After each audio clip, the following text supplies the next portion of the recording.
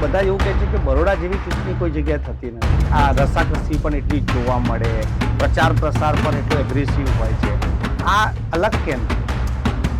આ એક વર્ષની ચૂંટણી માટે આટલી બધી કસરત તમે ક્યારથી કામે લાગી જાઓ છો? સાહેબ, તમે જે કોઈ તમારા પિતા જ્યારે હતા ત્યારે પણ એ ચૂંટણી અધિકારી રહ્યા, તમે પણ ચૂંટણી અધિકારી, કેમ તમારા પરિવાર કે તમને લોકો વધારે પસંદ કરે છે? આ ટ્રસ્ટ વિશે છે કે તમારું મેનેજમેન્ટ બહુ સારું હોય છે? નમસ્કાર, આપ જોઈ રહ્યા છો યુટીસી ન્યૂઝ. વડોદરા વકીલ મંડળની ચૂંટણીઓની તારીખ જાહેર થઈ ગઈ છે. વડોદરા જે કોર્ટ સંકુલ છે તેના બહાર વકીલ મિત્રો દ્વારા પોતાના પ્રચાર પ્રસાર અર્થે હોર્ડિંગ પણ લાગી ગયા છે. જ્યારે પણ વડોદરામાં બાર એસોસિએશનની ચૂંટણી હોય તો એક અલગ જ પ્રકારની ઉત્તેજના પણ જોવા મળે છે. આજે વડોદરા બાર એસોસિએશનની જે ચૂંટણી છે તેની આ પ્રક્રિયા શું છે, કેમ વડોદરાની ચૂંટણી ખાસ છે અને કેમ એ વધુ પારદર્શક છે, કેવી રીતે એમાં ડિજિટલ ક્રાંતિ પણ આવી છે અને ડિજિટલ ઉપયોગ કરીને જે પરિણામો આવે છે તેમાં મતગણતરી પણ કરવામાં આવે છે. આજે આપણી સાથે વડોદરા વકીલ મંડળની ચૂંટણીના મુખ્ય ચૂંટણી અધિકારી આપણી સાથે છે અને તેમની સાથે આપણે ચર્ચા કરીશું. કેદાર બીનીવાલે, સર, ચૂંટણીનો માહોલ જ્યારે આપણે ત્યાંથી ગુજરતા હોઈએ તો એક અલગ જ ઉત્તેજના દેખાય છે, એક અલગ વાઇબ્રેશન જ આવી જાય છે. આ એક વર્ષની ચૂંટણી માટે આટલી બધી કસરત તમે ક્યારથી કામે લાગી જાઓ છો? અમારે નોટિફિકેશન જે છે કાયદા પ્રમાણે તો અમને 45 દિવસ પહેલા અપોઇન્ટમેન્ટ કરી દેવી પડે. એટલે ચૂંટણી જે બાર કાઉન્સિલ ઓફ ગુજરાત છે એ આખા ગુજરાતમાં એક જ દિવસે બધી ચૂંટણીઓ થાય બધા બારની, એવી રીતે એ લોકો એક તારીખ નક્કી કરે. એ તારીખ નક્કી થાય એ તારીખના 45 દિવસ પહેલા બરોડા બાર એસોસિએશનની જે ચાલુ કમિટી હોય એમાં ઠરાવ થાય અને પછી અમને ચાર્જ સોંપવામાં આવે કે ભાઈ હવે આ આગળની કામગીરી તમારે કરવાની છે. પછી અમે બધી લિસ્ટ બનાવવાનું ચાલુ કરીએ, વોટર લિસ્ટ બનાવીએ, બાર કાઉન્સિલમાંથી જે 1 બાર 1 વોટની લિસ્ટ આવતી હોય છે એને બધું મિક્સ કરીએ અને ફાઇનલ વોટર લિસ્ટ અમે બહાર પાડીએ છીએ. સાહેબ, આ વખતે કેટલા મતદારો છે જે મતદાન કરવાના છે? કોઈ નવા ઉમેરાયા છે કે શું છે? ના, ટોટલ મતદારો છે 3844. ગઈ વખત કરતાં ઘણા વધારે છે, પણ યુઝ્યુઅલી દર વર્ષે 300-400 મતદારો વધતા હોય છે. નવા છોકરાઓ જે પાસ આઉટ થઈને આવે, વકીલ બનતા હોય છે, એ 300-400 નો અંદાજ હોય છે. સાહેબ, કઈ કેટેગરી, અને જે કેમ કે સામાન્ય લોકો જ્યારે મતદાન કરે ત્યારે કાઉન્સિલર ચૂંટતા હોય કે ધારાસભ્ય કે સાંસદ, તો આ જે ચૂંટણીની પ્રક્રિયા છે એમાં કઈ પ્રકારે પોસ્ટ હોય છે અને કેવી રીતે ઉમેદવાર ઊભા રહે છે? આમાં મુખ્ય તો પ્રમુખ હોય છે. મેનેજિંગ કમિટીમાં ટોટલ 28 પોસ્ટ છે, જેમાં એક પ્રમુખ, જેમણે જે વકીલશ્રીએ 15 વર્ષથી વધારે 15 વર્ષ અથવા એનાથી વધારે વકીલાત કરી હોય અને એ બરોડા બાર એસોસિએશનના સભ્ય રહ્યા હોય એવા વકીલશ્રી પ્રમુખ પદ માટે દાવેદારી કરી શકે છે. એના પછી ઉપપ્રમુખ છે, general secretary, joint secretary, library સેક્રેટરીની એક પોસ્ટ છે, ટ્રેઝરર છે.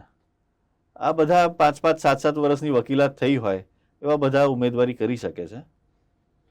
પછી આવ્યો મેનેજિંગ કમિટીના, એમાં 10 જણા 10 મેનેજિંગ કમિટીના સભ્યો ચૂંટાઈને લાવવાના હોય છે, જેના માટે અંદાજે આ વર્ષે 30 વકીલો કન્ટેસ્ટ કરશે એવો અમારો અંદાજ છે.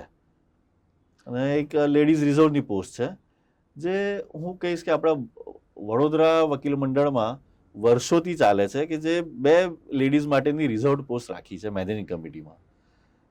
એનું આ વર્ષે કે કદાચ ગયા વર્ષે પણ બીસીજીમાં એવું ધ્યાન પર આવ્યું હતું કે ઘણા બધા એસોસિએશન વકીલ મંડળો છે બીજા ડિસ્ટ્રિક્ટના, એમાં આ લેડીઝ રિઝર્વની પોસ્ટ નથી હોતી. એટલે એમણે આ વખતે એક ફરજિયાત કર્યું હતું કે દરેક વકીલ મંડળમાં લેડીઝ રિઝર્વની પોસ્ટ હોવી જ જોઈએ. પણ હું વડોદરા વકીલ મંડળના સભ્ય તરીકે બહુ જ ગર્વથી કહી શકું છું કે આવી પોસ્ટ આપણે ત્યાં વર્ષોથી ચાલી રહી છે વડોદરામાં, જે આપણા કોન્સ્ટિટ્યુશનમાં પણ આ પોસ્ટને ઓળખાણ આપેલી છે. સાહેબ, તમે જે મતદારો કીધા કે 3800 જેવા મતદારો છે, તો ચૂંટણી પ્રક્રિયા કરાવવા માટે તમારો કેટલી મોટી ટીમ છે? તમને કેટલું સ્ટેન્ડ છે તમારું? અમે 5 તો મુખ્ય ચૂંટણી અધિકારીઓ હોઈએ છીએ, એટલે હું અને મારી સાથે બીજા 4 જણાની ટીમ છે જે પહેલા જ અપોઇન્ટ બાર એસોસિએશન વાળા કરી આપે છે. પછી જેમ જેમ જરૂર પડે એમ અમે લગભગ 100 થી 125 વકીલ મિત્રો હોય છે અમારી સાથે, જે સ્વેચ્છાએ આવીને જોડાતા હોય છે અમારી સાથે, જેમાં કાઉન્ટિંગ, ઇલેક્શન વખતે ટેબલ પર બેલેટ એલોટ કરવાના, બહાર ક્રાઉડ સાચવવાનું, લાઈન વધારે ના પડે, કે પછી કોઈ સિનિયર વકીલ શ્રી આવે તો એમને લાઈનમાં ઊભું ના રહેવું પડે ને એમને ડાયરેક્ટ વોટિંગ માટે લઈ જઈએ, એ બધી સુવિધાઓ અમે આપતા હોઈએ છીએ. અને વડોદરા વકીલ મંડળના ઘણા બધા મિત્રો સ્વેચ્છાએ આવે છે કે સાહેબ અમને પણ તમારી સાથે કામ કરવું છે. સાહેબ, અલગ કેમ છે બરોડાની ચૂંટણી? કેમ કે બધા એવું કહે છે કે બરોડા જેવી ચૂંટણી કોઈ જગ્યાએ થતી નથી. આ રસાકસી પણ એટલી જોવા મળે, પ્રચાર પ્રસાર પણ એટલો એગ્રેસિવ હોય છે. આ અલગ કેમ છે? વડોદરામાં હું કહીશ તો વડોદરાએ વકીલ મંડળોમાં, બાકી બધા વકીલ મંડળોમાં ખૂબ જ સારું પ્રતિનિધિત્વ પણ આપેલું છે બાર કાઉન્સિલ ઓફ ગુજરાતમાં. આજની તારીખે પણ આપણા વડોદરાના 2 સભ્યો છે જે બાર કાઉન્સિલમાં સભ્યો છે ચૂંટાયેલા, જે આખા ગુજરાતમાં વોટિંગ થતું હોય છે. અગાઉ પણ 2 રહેતા હતા, વર્ષોથી છે. એક લીડરશિપ ક્વોલિટી કદાચ આપણા વડોદરાના વકીલોમાં વધારે છે, અને એટલે જ આ રસાકસીવાળું જે માહોલ થઈ જાય છે, કટોકટીવાળો માહોલ છે, અને એક ક્લોઝ ફેમિલી છે, તો એમાં એક ચૂંટણી થવી અને આ રસાકસીવાળી થવી એ ખૂબ જ સારું છે. એ કોઈને જ વન સાઇડેડ એવું નથી લાગતું કે ના ભાઈ હું તો જીતી જ જઈશ, એવું નથી હોતું. એટલે મતદારો તરફે હું કહું તો મતદારો ખરેખર ખૂબ સારા છે, કે જે અમારા નેતાઓને આખું વર્ષ તત્પર રાખે છે કે તમે કામ કરો તો જ તમને આવતી વર્ષે ચૂંટાવવામાં આવશે. એવું એક ખૂબ જ સારું અમારા મતદારોનું એ છે. સાહેબ, ઘણે બધા એવું થાય કે ભાઈ હોર્ડિંગ લગાવી દે છે, પાર્ટીઓ આપે છે, ડિનર, લંચ, ઘણી ઓફરો એવું હોય છે. એવામાં ચૂંટણી પંચના કોઈ નિયમ હોય છે, તો તમારી જે આ ચૂંટણી છે એમાં કોઈ નિયમો છે કે ભાઈ ચૂંટણી અધિકારી આટલા પ્રચાર માટે આ પ્રોટોકોલ છે કે આચાર સંહિતા છે કે એવું કંઈ તમે બનાવ્યું છે? એવું કંઈ? ના, અમે એવું કોઈ આચાર સંહિતા એવી નથી બનાવેલી હોતી. હા, કોર્ટ પ્રિમાઇસીસમાં કોઈ એમના બેનરો ના લગાડી શકે ને એવું બધું હોય છે. બાકી બહાર તો જાહેર રસ્તાઓ છે જેમાં કોર્પોરેશનની એ લોકો પરવાનગી લઈને લગાડતા હોય છે, એટલે એમાં અમારો કોઈ રોલ નથી હોતો. કોર્ટ પ્રિમાઇસીસમાં એમણે કંઈક ફંક્શન કરવા હોય કે કંઈ પણ હોય તો નામદાર ડિસ્ટ્રિક્ટ જજ સાહેબની પરવાનગી લેવી પડે. એ પરવાનગી આપે તો એ કરી શકે છે. સાહેબ, જેમ તમે કીધું કે વકીલ તો બધા પરિવાર જ છે એમ તો બધા, પણ જ્યારે ચૂંટણી લડતા હોય ત્યારે હરીફ થઈ જાય. તમે પણ એમાંના જ એક સભ્ય છો. કેટલું પ્રેશર હોય છે? કેમ કે બધાને સાચવવાના, કોઈ બ્લેમ ના થાય કે મારી તરફી થઈ ગયું, એના તરફી થઈ ગયું, તો રિઝલ્ટ આવ્યા સુધી કેટલું દબાણ હોય છે અને કેટલું એમ એ થઈ જાય કે આ ચૂંટણી કેવી રીતે થાય? દબાણ એવું હોય છે કે ભાઈ ઘણા વર્ષો સુધી એવું હતું કે 5, 10, 20 વોટના અંતરે પણ ઉમેદવારો હારેલા છે, અને જ્યારે એ નાનું માર્જિન હોય છે ત્યારે એક આક્ષેપ થઈ જાય છે કે ભાઈ આમાં કદાચ પેલાને સપોર્ટ થયો હશે, આને સપોર્ટ થયો હશે. આવું બધું ના થાય. એટલે વડોદરા વકીલ મંડળમાં છેલ્લા ઘણા વર્ષોથી, હું કહીશ તો લગભગ 10 વર્ષથી જ એક ટ્રાન્સપરન્સી આવે ઇલેક્શનમાં, ઇલેક્શન પ્રોસેસમાં અને કાઉન્ટિંગ પ્રોસેસમાં. એટલા માટે અમે વર્ષોથી સીસીટીવી કેમેરા લગાડીએ છીએ કે ઇલેક્શન બૂથમાં અંદર શું થઈ રહ્યું છે એ જોવા માટે પણ અમે ત્યાં ઉમેદવારોને કાં તો એમના જે એજન્ટ છે એમને ઊભા રહેવા માટે ને એ આખા પોલિંગ બૂથનું ત્યાં ઊભા સર્વે કરી શકે છે એવી રીતે અમે એક એમને સ્પેસ અલગ પ્રોવાઈડ કરીએ છીએ. બહાર પણ લાઈવ રેકોર્ડિંગ ચાલતું હોય છે. લાસ્ટ યર અમે ફર્સ્ટ ટાઈમ એવું કર્યું કે બાજુની જે એડવોકેટ હાઉસની રૂમ છે એમાં અમે લાઈવ રેકોર્ડિંગ બતાડ્યું, સો દેટ પોલિંગ બૂથમાં શું ચાલી રહ્યું છે એ ત્યાં બેઠા બેઠા પણ ઉમેદવારો કાં તો એમને એજન્ટો જોઈ શકે છે.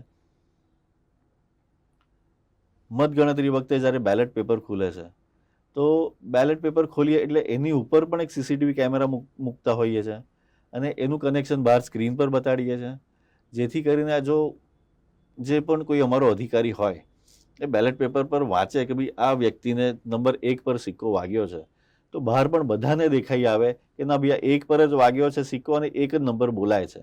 એટલે એવી કોઈ અમે સ્કોપ આપતા નથી કે કોઈને એવી શંકા જાય કે ભાઈ આ એક તરફી થઈ ગયું, કાં તો કોઈ ઉમેદવારને અંદરથી સપોર્ટ થયો છે, એવું અમે કોઈ સ્કોપ આપતા જ નથી કોઈને. સાહેબ, તમે જેમ કીધું તમારા પિતા જ્યારે હતા ત્યારે પણ એ ચૂંટણી અધિકારી રહેતા હતા, તમે પણ ચૂંટણી અધિકારી છે, કેમ તમારા પરિવાર કે તમને લોકો વધારે પસંદ કરે છે? આ ટ્રસ્ટ વિશે છે કે તમારું મેનેજમેન્ટ બહુ સારું હોય છે? મેનેજમેન્ટ તો ખરું જ, પણ આમાં ચૂંટણી એવી વસ્તુ છે કે જે નિષ્પક્ષ થવી જોઈએ. અને મારા ફાધર હતા, છે, હમણાં પણ વકીલાત કરે છે, એમને પણ જે તે વખતે એક એમની ઇમેજ હતી કે ના ભાઈ આ વ્યક્તિ નિષ્પક્ષ છે, એ કોઈને ફેવર કરશે નહીં કે કોઈને ફેવર કરવા માટે કંઈ ખોટું કરશે નહીં. એવા લોકોને જ ચૂંટણી કમિશનર તરીકે બનાવતા આવેલા છે. તો એ જ્યારે જૂની કોર્ટમાં ચૂંટણીઓ થતી હતી, નરેન્દ્ર તિવારી સાહેબ જ્યારે ચૂંટણી લડતા હતા અને પ્રમુખ પદે જીતતા હતા, ત્યારે એમને બનાવતા હતા ચૂંટણી અધિકારી. એ લગભગ 5 વર્ષ સુધી ચૂંટણી અધિકારી રહી ચૂક્યા છે, મુખ્ય ચૂંટણી અધિકારી. પછી બીસીજીના જ્યારે ઇલેક્શન થયા ત્યારે પણ વડોદરા ખાતે પણ એમની નિમણૂક થઈ હતી. અને હવે મને પણ એક I am feeling proud of myself કે ચલો લોકોએ જે મારા ફાધરમાં વિશ્વાસ મૂક્યો તો એ જ વિશ્વાસ મારા પર મૂકે છે અને મને પણ એ જ જવાબદારી સોંપી છે. તો મેં કદાચ મારા ફાધરનું નામ સાચવી રાખ્યું છે, એ લીગસી સાચવી રાખી છે, એવું માનીને મને પણ ખૂબ આનંદ થાય છે અને એ જ ગર્વથી હું આ કામ કરું છું. કેદારભાઈને કોઈ દિવસ એવું ના થાય કે હું ચૂંટણી લડું, પ્રમુખ બનું? હું ચૂંટણી લડી ચૂક્યો છું અને જનરલ સેક્રેટરી તરીકે જીતી આવ્યો હતો. 1 જ વર્ષ લડી. એના એ કાર્યકાળ દરમિયાન મેં આપણા વડોદરા વકીલ મંડળની વેબસાઇટ બનાવડાવી અને ડિજિટલાઇઝેશનનું ઘણું બધું મોટા પ્રમાણમાં કામ કર્યું અને એના પછી મેં આ કામે લાગી ગયો પાછો. સાહેબ, હવે છેલ્લા સવાલો પર આવીએ કે જેમ તમે કીધું કે ચૂંટણી તો પરિવારની છે, પરંતુ ચૂંટણી જ્યારે થઈ જતી હોય તો પછી એ તો બિલકુલ હરીફ થઈ જતા હોય છે. મતદારો જે વકીલ મિત્રો છે તેમની પાસેથી શું અપેક્ષા, અને જે ઉમેદવાર ચૂંટણી લડી રહ્યા છે તેમની પાસે એક ચૂંટણી અધિકારી તરીકે શું અપેક્ષા? મતદારો પાસે તો એક જ અપેક્ષા કે મોટામાં મોટી સંખ્યામાં એને મતદાન કરો, વોટિંગ કરો, તમારો અધિકાર છે તો જ. અને આ એક માહોલનો ઉત્સાહભેર આ એક પર્વ છે, એનો આનંદ માણો. તો હમણાં પણ આપ જોશો, જેવું આપણે શરૂઆત કરી કે એક અલગ વાઇબ્રેશન આવે છે કોર્ટમાં. હમણાં તમે આવશો તો દિવાળીમાં જેવું બધા યુએસએથી ને બહારથી એક પરિવારના મિત્રો આવી જાય છે, એવા જ બધા એક અલગ જ માહોલ હોય છે. આ માહોલની મજા લો, આનંદ લો, મતદાન કરો, સારા પ્રતિનિધિઓને ચૂંટી લો. તમારી શું જરૂરિયાતો છે એ તમે ઉમેદવારોને કહો કે ભાઈ તમે આટલું અમારી અપેક્ષાઓ છે. કે આજે સવારે જ મારી એક સિનિયર વકીલ સાહેબ સાથે વાત થતી હતી ફોન પર, ત્યારે એમણે પણ કીધું કે આપણે આટલી વસ્તુઓની જરૂર છે 12માં, તો એ કોણ કરશે? સાહેબ, એ તો આપણે ઉમેદવારો માટે એક પ્રશ્ન મૂકીએ. ઘણીવાર હું આપના માધ્યમથી પણ કહેવા માંગીશ કે ઘણીવાર ઘણા મિત્રો છે, મતદારો છે, વકીલ મિત્રો, એવું કહેતા હોય છે કે તમે એક ઓપન ડિબેટ રાખો બે પોસ્ટના ઉમેદવારો માટે. યુએસમાં થતું હોય છે એવી રીતે ડિબેટ રાખો કે ભાઈ તમારી શું પોલિસી છે, તમારી શું પ્રોજેક્શન છે આવતા વર્ષનું, શું કરવાના છો. તો એ પણ હું આપને વિનંતી કરીશ કે આપ એવું કંઈક કરો તો અમારા વકીલ મિત્રોને વધારે મજા આવશે, એમને ખબર પડશે કે એમના ઉમેદવારો શું કરી શકવાના છે. એટલે એક એક્સપેક્ટેશન તો હોય છે જ બધાને કે ચલો આ વર્ષે એક નવું આવશે. તો સાહેબ, તમે પણ, છેલ્લો સવાલ છે, તમે પણ એક મતદાતા છો, વકીલ છો, જે પણ પ્રમુખ બને તમારા હિસાબે વકીલોને શું જરૂરત છે અને કેવા હોવા જોઈએ? સૌથી પહેલું તો વકીલ મિત્ર તરીકે એ અવેલેબલ હોવા જોઈએ કે ભાઈ આજે કામ છે. ઘણીવાર શું થતું હોય છે કે જુનિયર મિત્રો આવતા હોય છે, બાર કાઉન્સિલમાં એમની જે કોમ્યુનિકેશન હોય છે એ વાત કરવાની હોય છે. ઘણીવાર બેન્ચ એટલે જજીસ સાથેનું અમારું કંઈક નાની વાતો ડિસ્પ્યુટ થતું હોય છે, એ અમારા મુદ્દાઓ છે. કે આપણી નવી પ્રિમાઇસીસમાં તમે જોશો તો બેઠક વ્યવસ્થા એ હજી એક ઇસ્યુ છે. એ બાબતના કોઈક વ્યવસ્થિત પ્લાનિંગ કરીને આખી બોડી સાથે રાખીને ચાલી શકે. પ્લસ હવે તો ડિજિટલાઇઝેશન બધે થઈ ગયું છે. ફીઝ વ્યવસ્થિત પેમેન્ટ થઈ જાય બધાની ટાઈમસર, બધું આખો રેકોર્ડ વ્યવસ્થિત મેન્ટેન થાય. આ જે એક સિમ્પલ મેનેજરિયલ વસ્તુ છે એટલું કરી શકે તો ઘણી બધી સરળતાઓ આવી જશે બહારમાં. અને ફરીથી એક જે પરિવારમાં થોડી આમ ગેપ રહી ગઈ છે એ બધી પૂરવાઈ જાય. અને બીજું એક એવી અપેક્ષા મારી કોઈ પણ જે પ્રમુખશ્રી બનશે એમની પાસેથી કે એકેડેમિક ડિસ્કશન્સ થાય એવા ઘણા બધા સેશન રાખે વર્ષ દરમિયાન, જેથી કરીને, કારણ વકીલાતનો વ્યવસાય એવો છે કે આખું વર્ષ કંઈક ને કંઈક નવું આવતું જ હોય છે, નવા જજમેન્ટ આવતા હોય છે, નવા કાયદાઓ આવતા હોય છે. તો એના માટે જો આપણે સતત અભ્યાસ કરતા જ હોઈએ છે, પણ જો બહાર તરફથી એવા કંઈક સેમિનાર્સ રાખવામાં આવે તો એ વકીલ મિત્રોને એમના પ્રોફેશનલી પણ ખૂબ જ મદદરૂપ થઈ શકે છે. ખૂબ ખૂબ આભાર અને તમને શુભકામનાઓ કે તમને આ જવાબદારી આપી છે તે સારી રીતે તમે પૂર્ણ કરો. જેવી રીતે એમને કીધું કે એમના પિતાશ્રી પણ ને બી આ જવાબદારી હતી ને તેમને પણ આ જવાબદારી આપવામાં આવી છે કે નિષ્પક્ષ ચૂંટણી કેવી રીતે થાય. વડોદરા વકીલ મંડળની ચૂંટણી 20મી ડિસેમ્બરે છે અને અત્યારથી જ કોર્ટની આજુબાજુ એક અલગ જ માહોલ બની ગયો છે. અમે પણ આશા રાખીએ છીએ કે લોકતંત્રના આ મહાપર્વમાં વકીલો આવે, પોતાના ઉમેદવારોને ચૂંટે, શાંતિપૂર્ણ રીતે મતદાન થાય અને જે પણ પરિણામ આવે એ તમામ લોકોને એક્સેપ્ટ થાય. આ દર વર્ષની એક હેલ્ધી પ્રક્રિયા છે અને આવી જ રીતે આપણું લોકતંત્ર અને લોકશાહી બચી રહે છે.